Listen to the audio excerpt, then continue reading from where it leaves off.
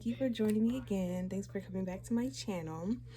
So today I have another story time for you guys, and it's about the time where I had a really creepy boss that I had to work for, and I'm gonna just tell you the situation. We're gonna dive into it again.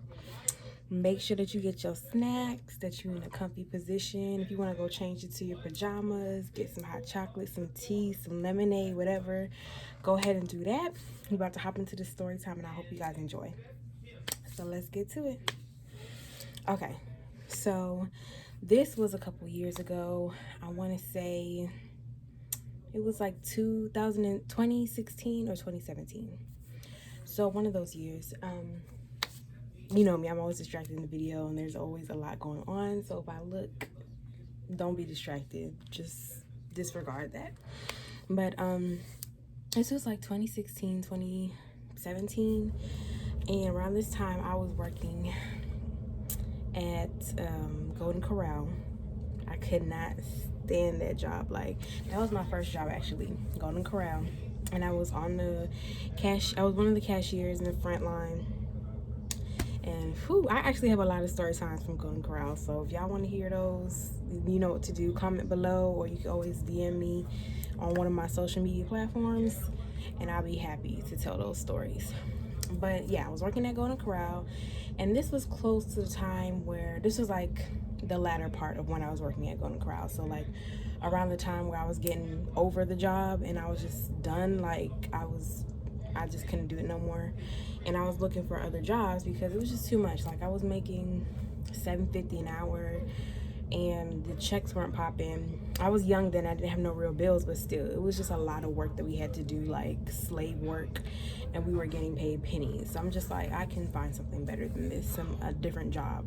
So around this time, I was actively looking for a different job, and I would tell people who would come in, you know, if you know anyone who's hiring, or if you're hiring, let me know, because your girl was serious. I was trying to get out the door. So there was this old little white man who would come in. He came in just about every day, if not every other day, and he would always get a to-go plate. And you know, I was usually always the one in the front, so I would give him his to-go plate. I'd be very polite to him, which I would be to everybody, but you know, he's older, so I really took my time to help him, because you know, he moved really slow, and you know, I just tried to be really helpful towards him. So every time he would see me, he'd always be like, "You're just so nice, you're so beautiful, you know, you really should get a raise, you're just a really great employee," you know, just cute old people stuff, right? So one day, I don't know how the conversation came up. I really don't know how. I don't know if I asked him what does he do for a living, or if he mentioned it, but somehow his occupation came up, and he brought it to my attention that he's a doctor. So I'm like, cool, that's what's up. Nice. And I think he said, "Hey," oh, I remember. I don't know if I looked distressed that day, or if he asked me what happened, and I don't know how it came up, but all I remember is he passed me one of his business cards, and he said, "If you ever are looking for another job, call me." So I just took it like, oh, nice old man, that's so sweet, you know. I didn't really take him that serious, but I was just like, oh, cool, I'll just take it, you know. Took it, put it in my wallet, whatever. So I don't know if it was that day or the next day. I remember something had pissed me off that my boss had did. I don't remember what it was exactly, but I know he pissed me off. And I was like, bro, I was looking through my purse and I found that card. I was like, you know what? I'm finna see what this man is talking about, because he's really sweet, and you know, you never know. Though, you know, I can at least call him and see what the job is talking about, and see, you know, if it's a better opportunity for me. So I called him up, and I'm like, "Hey, you know, this is the young lady from Golden Corral. You gave me your card a couple days ago, and you know, I'm kind of interested if you do have any positions, and if you do want to hire me, I am interested." So he's like, "Cool, yeah, I need someone to kind of be my assistant, to help me around, help take patients' information, yada yada yada, stuff like that. Basically, just like a secretary." And he said, "I'll start you at 16. So when I heard 16, from 7.50 to 16, and I asked him if it was full-time, because some jobs, they give you more pay, but then you get like 12 hours a week, and you making like a $200 check. So I had to make sure that it was full-time hours. So I asked him, he was like, yeah, you're gonna get a full-time, don't worry about it, 40 hours a week or even more hours if you want. I'm like, cool, $16 an hour. My little 18-year-old, 19-year-old self was like, that's money. I'm about to be balling out here. I don't have nobody rent to pay either. I'm about to be balling. So I was just like, cool, like, say less. So the thing about it was, I don't remember quitting my job just yet. So I think what happened was, I'm trying to think how this went. If I did quit or if I tried to do both. Because I think I still had that job. I don't remember. But let's just say I quit. I believe I quit. I had to, because this new job that he was offering me was full time. So there's no way I could have did both. So I'm pretty sure I had put in my 2 weeks. And I had told the man, I'm like, I'm putting in my 2 weeks. I can start at this date. So I put in my 2 weeks. Everybody was at my job was sad and all that stuff. I'm like, look, y'all could be sad all y'all want to be. Y'all can't pay my bills. I need something better. So I quit. I was planning to quit anyway, but this made me more confident because the old man, he seemed really nice. He had a whole business card, so I knew he wasn't just talking outside his neck. So I was just like, cool, like, this is a good opportunity, and I'm leveling up. Like, I'm about to work for a doctor's office. That's something I could put on my resume for a future job or application. I'm gonna be making $16 an hour at 18 years old. So I was like, say less. Like, I was like, come on, I'm ready. So my last day came, and I think I started the following Monday. So here we go. So I think I spoke to him like the day before, and he sent me his address. So mind you, he said he's a doctor, so I'm thinking doctor's office, right? Okay, yeah. So the next day came, and it was time to go over to the office for whatever time, I don't remember, but I'm pretty sure it was early in the morning, so probably around like 9. So I put in my GPS, put the address in, and I went ahead and went over to the place. So when I first got there, I was very, very, very confused, because it was like in this neighborhood with houses, like older, big houses, like one of those really, the older houses that have like brick, and they're just really, really old school, really small, usually on a big slope. Anyway, if you're from Georgia, you kind of know the type of houses I'm talking about. But it was a real older house in just like a neighborhood. So I was confused, because I'm thinking like, okay, he says he's a doctor. He has a business card. So in my head, I'm thinking I'm pulling up to like a little, a doctor's office, like an actual office. So I was a little confused. I'm like, did he give me the wrong address? Because, he is a little old man, and sometimes he be acting like he don't know what's going on. So I was a little confused. I'm like, did he give me the wrong address, or is there like an office in the back of the house? Like, I was very confused, but I checked the address again, made sure I put it in right, and I was just like, okay, cool. Like, worst comes to worst, I'm gonna go to the door, knock and see who answers. If it's someone I don't know, if it's the wrong place, I'm going home. It is what it is. I was planning to quit my job anyway. So it wasn't like I'll be totally devastated. I'd be disappointed, but I want to be totally devastated. So I parked and I went up to the door. So I knocked on the door and nothing. So I'm just like, okay, like, I really hope I'm not at some random house, because people are crazy. They shoot now and ask later if you on their property. A whole bunch of craziness is going on in the world. So I was just like, Lord, please don't let this just be a random person's house. I'm just over here knocking on their door. So I'm knocking, nothing. I'm standing there just kind of waiting, and I start kind of looking through like the side window to kind of see like what is going on. And when I look inside, it looks like someone just moved in there, like a whole bunch of stuff scattered all over the place, boxes, stacks of like paper in the corner and stuff. So I'm just like, is this the wrong house? Like, am I not where I'm supposed to be? So I wait, because I'm really like, man, I really need to figure out what's going on. At least I need someone to come to the door, because if it's the wrong place, at least they can tell me it's the wrong place and I can go. But I really wanted someone to come to the door so I could see what's going on. So I knock again, ring the doorbell, nothing. I end up calling the man, and I think I had to call him twice before he actually answered the phone. And then he was basically like, oh, where are you? And I'm like, I'm outside of the address that you provided. And he was like, okay, give me a minute. So I'm like, okay, maybe this is the place. I'm not sure still. So what happened was he came downstairs, he opened the door. So I'm like, cool, I'm at the right place, but I was still slightly confused because, again, I was expecting a doctor's office, not somebody's house. So I was just like, is this like a scam? Is this old man trying to lure me to his house to be a creep? Like, what's really going on? So he opened the door, I went inside. Again, it looks like, well, the living room area is all I could see through the window. So when I went inside, I'm like, it looked like someone just moved in there. It was just kind of stuff all over the place. Then he leads me to his kitchen, to like his kitchen table, where there's like a laptop and like kind of like, I don't know what those things are called, but it's like a little organizer where you can put like folders and paperwork in there. So it's like literally a kitchen table, not even a desk.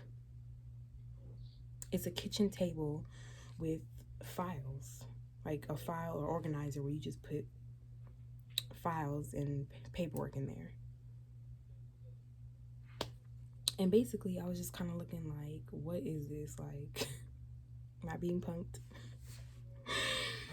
So I go in, right, and I'm just kind of standing there like, oh, okay. And he's like being polite and everything, like, how are you, thanks for coming, I really appreciate you calling me, I did need someone to come work for me right away. As you can see, I have a lot of organizing to do. In my head I'm like, but yeah, you have a lot of organizing to do, because I was looking like, this might be my first and last day, because it was just a lot going on and I wasn't trying to do it.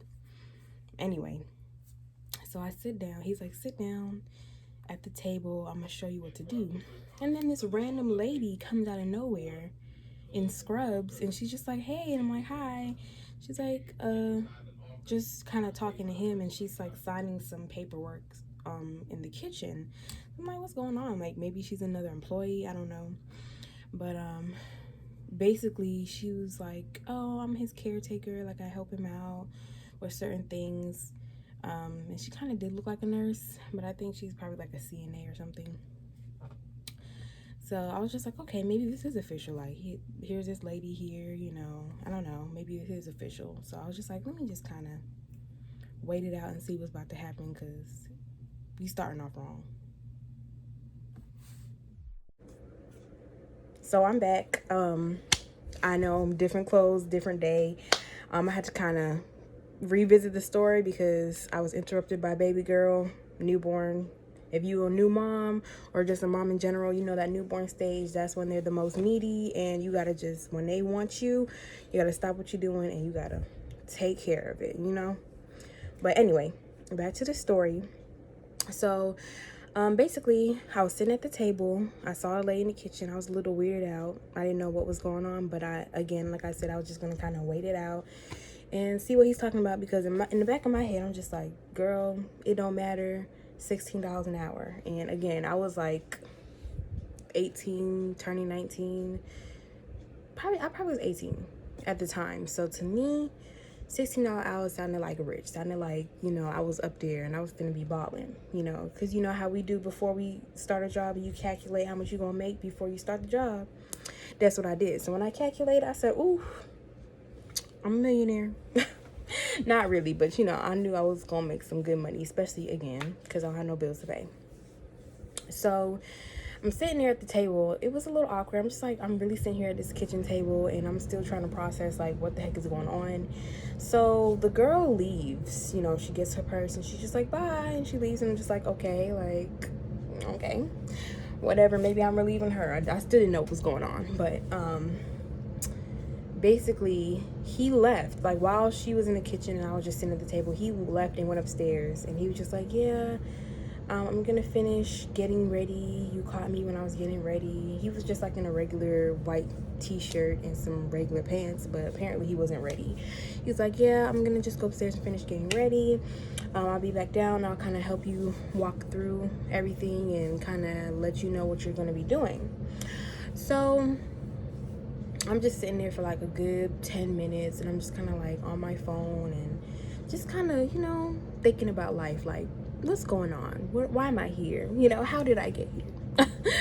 But anyway, I'm just sitting here waiting, contemplating, you know, if I should just leave or not. Like, because this just seems a little sketchy and a little ratchet. Just the simple fact that everything's unorganized. You're supposed to be a whole doctor, and like, I mean, people have offices in their house. Like, there wasn't anything wrong with that, but like, it looked crazy. Like, there was just like this small little laptop in front of me, and I'm like, what am I supposed to do with this? And a whole bunch of boxes of just paperwork. So I'm just like, I hope I don't have to organize this. I hope I'm not gonna have to file all this paperwork, because $16 an hour ain't worth this whole heap of mess that I have to clean up. So he finally came back downstairs, and he didn't do anything different, but he had like a buttoned up shirt on instead of a white shirt.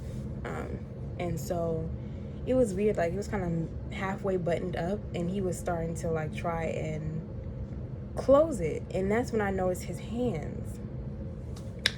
So as he was trying to like close the rest of the buttons, his hands were just shaking, and they kind of looked like, if I can find a picture I will, but I'm gonna try and mimic what it looks like. Oops. I'm trying to show y'all. It kind of like, his hands kind of look like that, like they were kind of like folded up like that, like kind of on top of each other, and he was just shaking trying to put on his button. And I'm just like, what is going on? Like, you a whole doctor out here. And mind you, at the time, I didn't know what type of doctor. I just knew he was a doctor, which is sad. I should have did my research, or I should have looked up his business on the card. But it just went over my head. I heard the money, and that's all I knew. But I was just like, you a doctor, and you over here just shaking and struggling like this. But then it kind of clicked and made sense why the other lady was here. So I'm like, okay, that must be like a CNA worker or his caretaker who comes and probably assists him, because he is kind of old. And when he came to Golden Corral, he would move really, really slow, and that's why I helped him. But I didn't pay attention to his hands. But anyway, he was struggling to button up his shirt.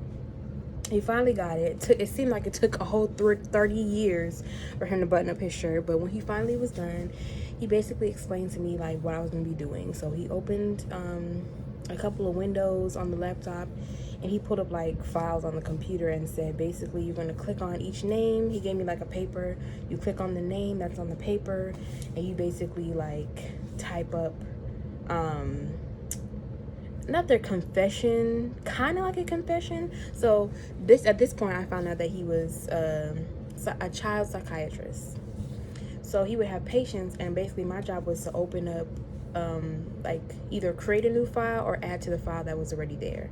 So I went down the list, and next to the name, it basically had the child's like, not confession, but basically what they said in each session. So when they would come see him and they would talk about, you know, if they went through abuse or whatever the case may be, he would, I guess, write it down or have someone write it down. And then I guess he would transfer it from the paper manually onto like a file on the computer so he can have it saved. So basically that's what I was doing. I was taking all the information from the paper and transferring on the computer and writing all like the kids' testimonials and their issues and stuff that they went through and have it documented. So I'm just like, okay, cool, like I can do this. This is not hard, you know, and I'm still thinking about the $16 an hour.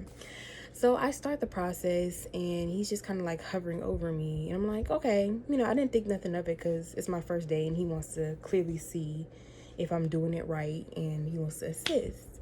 But the thing is, homeboy was way too close. Like, he was literally touching my shoulder.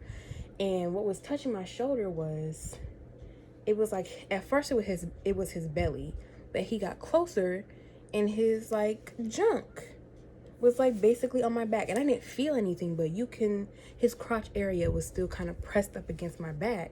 And I'm just like, in my head, I'm thinking, this is a really old man. I'm not talking about like older, like sugar daddy, still, you know, in his prime, can still get jiggy with it. I'm talking about like old, like takes 50 years to get down up and down the steps. Like, can probably can't even use the bathroom by themselves. Old. So in my head, I'm like, now this is really awkward and inappropriate, but he's just an old man.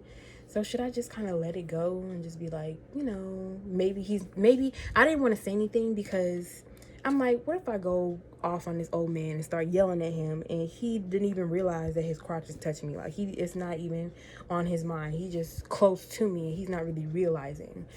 But I don't know. I think, a woman's intuition is something serious. And my intuition was telling me, like, nah, he's intentionally doing that. Like, it didn't give me the vibe of, oops, I brushed against you, or oops, I'm not really paying attention. You might have your hand pressed against someone or the back of your hand or something and you don't pay attention. It didn't give me those vibes. It gave me more like, no, he was intentionally like pressing his crotch against my back. And what led me to realize that he was actually intentional was a couple minutes went by and I didn't say anything because I just didn't want to make things awkward and I didn't know if it was intentional or not. So a couple minutes went by and he was basically like, he started to get kind of closer, like his crotch is pressed up against my back because he was just standing behind me, but he was also kind of starting to lean over, and I'm like, what are you doing? He was trying to make it seem like he was leaning over me to like point at the computer screen and point to where I needed to move things on the screen or something, but you could tell like what his agenda was. And then he proceeded to say, I'm not gonna lie, I'm really distracted because you're just so beautiful. And I'm like, what is happening? That's all I could think in my head. Like, what is happening? Like, this escalated really quickly. Like, we went from 0 to 500. You know what I'm saying? Like, there's no stopping in the middle. We went all the way up there. And it just made things super awkward because I didn't know what to say. It was just like, I want to say thank you because it's a polite thing to do, but I don't because of where you're coming from. It's a creepy, pedophile-ish vibe, and like that's the energy that you're giving to me. So I don't want to say thank you. I just kind of just chuckled and laughed it off. I was like, oh, kind of laughed it off because he said he was nervous because I make him nervous and I distract him because I'm just so beautiful. So I kind of just shrugged it off. But then again, he kept pressing his crotch against me, and then he took his little old creepy crusted twisted hands and put it on my shoulder and was like trying to caress my shoulder. I'm like, this ain't it. But again, I don't know why. I just couldn't really bring myself to say anything because he was older. I feel like if he was younger, I would probably done elbow him in his crotch already or went off on him. But I was kind of just excusing it or letting it go because I'm like, this old man, like, he can barely walk, like, and you just let it go. But it just got weird after that, and I just really put my guard up, and at that point, I didn't think I was going to work the job no more, but I was still trying to push through it. And he just kept offering me food, and I was just so, like, uncomfortable at that point. He kept offering me snacks and water, and he poured out a cup of water in a cup. I'm like, no. And you're a doctor too? And he had a whole bag of pills on the counter in the corner. I'm like, yeah, so you can drug me and freaking drag me down to the basement and slice me in half? No, I'm good. Because sometimes some old people be showing out. They be playing like they don't know how to they're not strong, but they be playing with y'all. So I didn't take any drinks unless I accepted some juice, but I saw that it was a brand new bottle, and I made sure that the little click, when you open a bottle, I made sure I heard that before I even drank it. And he tried to offer me some snacks. I was like, no, I'm good. And it just got more awkward. Like, he just kept mentioning how beautiful I was, and that's why he tried to hire me. He saw me every day at Golden Corral, and I was being so nice to him that he couldn't help himself. He knew that he wanted to have me close to him. And the whole while I'm thinking, like, this is so uncomfortable. It's unprofessional. And in my head, I'm thinking, like, I'm sitting here reading these patients on the computer, and I'm thinking, half of these kids are coming to you as a psychiatrist because they've dealt with creepers like you who give that kind of pedophile-ish, weird creeper, weirdo type of vibe. So I'm like, how you gonna be a whole child psychiatrist and most of your patients are rape victims or people who have been sexually abused or people who have been in sexual situations that have really scarred them for life, and you over here like being not as bad, but you're you're walking down that lane, sir. Like, you're making me really uncomfortable. And you put your whole crotch against my back. So at that point, when all that was going through my mind, I was supposed to work, I think, a total of 6 hours at least. I worked 2, and I made an excuse. I was like, oh my goodness, like, there's a family emergency with my dad. I have to go home. I'll probably let you know about tomorrow, but I have to go. I'm so sorry. And he was trying everything in his power, like everything in his power. Please stay. You know, what type of emergency can I help? Blah, blah, blah. I was like, no, you can help by getting away from me. So basically, I came up with an excuse and I left, and I never came back. He called me the next day to see if I was coming in, and I didn't answer. I was just like, nope. And I never went back. But the funny thing about it is, at the time, because I had lost my job, I was like, every dollar counts. So the little 2 hours I worked, I wanted my $16 an hour. So I called a week later. I'm so petty. I called a week later, and the other lady, I guess, who was there, or maybe if he had another secretary come in, I told her that I was trying to get my paycheck, because mind you, they're supposed to mail it, and he already had all my information. So I was waiting for him to mail it, but when I didn't get in the mail when I was expecting it, then I had called back, and I asked, I'm like, excuse me, where's my little change? You know, that's gas money for me driving 40 minutes to your creepy house. I need my gas money. And basically, she put me on the phone with him. Of course she did. And he was basically like, I mean, why should I pay you? You never answered my calls. You never came back. Like, you know, you didn't do right by me. You hurt me. You hurt my feelings. You made me so sad. I was excited to work with you. And all I could say was, sir, are you going to pay me my money or not? Because all in all, even though I didn't come back, I still worked those 2 hours. So legally, you still owe me for those 2 hours. And he was just like, I don't know. Call me tomorrow. I'll see what I can do. I didn't call him after he said that, because I'm just like, you're one of those people. You're going to keep trying to have me call the next day and the next day and the next day, trying to drag it on so you can communicate with me. And then you're never going to give me my money. So at that point, I basically let it go. I called it a loss. I charged it to the game, and I was just like, you know what? Keep the little change. It's okay. And I think it probably took me about a month, but I did find another job. And, you know, I didn't have no real bills to pay, so it didn't really hurt me that much, you know, being without a job for a month. But I never called him again. And honestly, about a year and a half ago, on Facebook, he added me on Facebook, and I'm just like, you were still thinking about me? Like, it was a year and a half ago that he added me on Facebook, but that story time happened, like I said, in like 2017, 2018. So why are you still thinking about me, sir? That you found me on Facebook, typed in my name? Because either that, or maybe, you know, how some people, their phone number is linked to their Facebook and it pops up as a suggestion. But a whole year and a half later, I don't think so. I think you were being a creep, and you probably typed in my name and searched it and tried to add me as if I was gonna add you. But I still couldn't even believe that. I'm like, I can't believe this man added me. Like, honestly, I'm gonna send you a screenshot. And I'm gonna blur his picture because his name is very popular. So if you look it up, there are gonna be like 10 million of them. So I don't want y'all to know exactly who he is, but I'll screenshot the request that he sent me. And I'm just like, sir, why are you still thinking about me? Like, that's weird. Like, and why did you, if we didn't even get to work together, what makes you think I want to add you as a friend on Facebook? But anyway, that was the time that I worked for that creepy doctor. And it was for one day. It couldn't even last longer than that. And, you know, it's a story to tell you that the grass is not always greener on the other side. And if you're going to do something like that, definitely do your research, do reviews, look online, because a lot of jobs have reviews from workers on how the environment is. I mean, his was a private practice, so you're not going to really find that.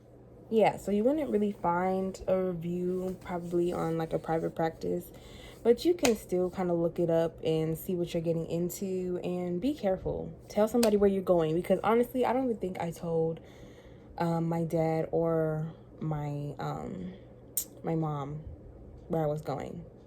Like, I know that sounds crazy because I've been living in their house, but I don't know. I don't know if I told him. I think I did tell my dad. I said, I'm going to try this new job and see what happens, but I didn't really give him details or an address in case something really did happen. No one would have known where I was. So, again, grass is not greener on the other side. Be careful. Do your research on these jobs and these people. I could have researched him as a doctor and his reviews from his customers at least to see what I was getting into, but I didn't. I just heard money and I ran. So do, make a move if you need to, but make sure you do your research and you do it for the right reasons. So I hope you guys enjoyed this story time. And if you want more story times from me, especially the ones from Golden Corral, those are good. Just let me know. And don't forget to subscribe, like, comment. And if you want to, go ahead and follow me on my social medias. I'll link all that stuff down below. Love you guys, and I'll see you next time. Bye.